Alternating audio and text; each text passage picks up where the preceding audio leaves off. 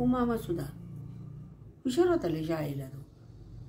आणि तो एकदा ते जायचं तर मी काय म्हणलं यो मग इथं राहिला 11वीला राहिला आणि 12वीला पण तो इथंच राहिला. आता हे जायचे घरी इकडे यायला शाळेला. तो सायकल घ्यायचा आणि तिथं ते हे आलेलं बघ. आणि तिथं तुझ्या पप्पाचं त्यांचं चांगलं होतं. तो काय करायचा शाळेत तिथून म्हणायचं शाळेत चालले. शाळेत न जाता त्या गॅरेजवर बसायचं. तिथं बसायचा आणि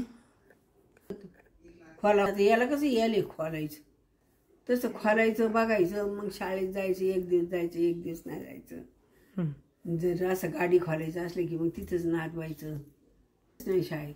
ही शाळेला मग काय करायची मग तुला पोल्ट्री बांधून देऊ का तू करशील का पोल्ट्रीचं. म्हणलं हा करेल.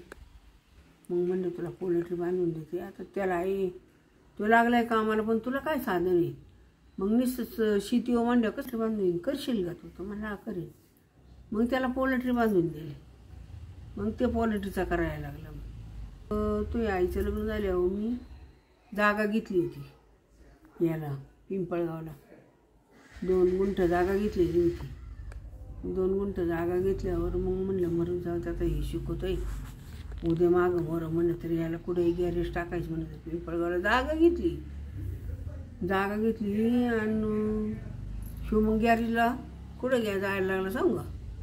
मग तो हे नाही का एक पोल्ट्री नवनाथ मामाचा भाऊ तो हे दोघं जण गॅरेजला जायचं तिथं. पण तो गॅरेजला जाऊन परत त्याला लागला तो कामाला. त्याची मग झालं त्याचं पुढं जाताना मग लग्न झालं. मग 1-1.5 वर्ष झाल्याच्या नंतर मग लागला करायला पोल्ट्रीवर काम करायला लागला. मग पोल्ट्री केली. मग नवरी बघायला लग्न करायची म्हणा नवरी बघायला मग शिकलाय गॅरेज हाय पोल्ट्रीचा व्यवसाय. मग झालं लग्न त्याचं. लग्न झाल्यावर मग हे काय असं चाललंय. मग आता काय मग 2 मुलं झाली त्याला. 2 मुलं झाल्यावर पहिली मुलगी झाली आणि मग मुलगा झाला. मग पहिली मुलगी झाल्यावर म्हणलं आता आपल्याला बी आता गेल्या पुरी पण झाली नात. एकाला झाली 2 जण पोरं. आता नात पाहिजेच होती म्हणजे नात झाली. त्याच्यावर 2-4 वर्षांनी परत नातू झाला. मग हाय दोन्ही पण हुशार आहेत. वाऱ्याचे रोज पावसाचे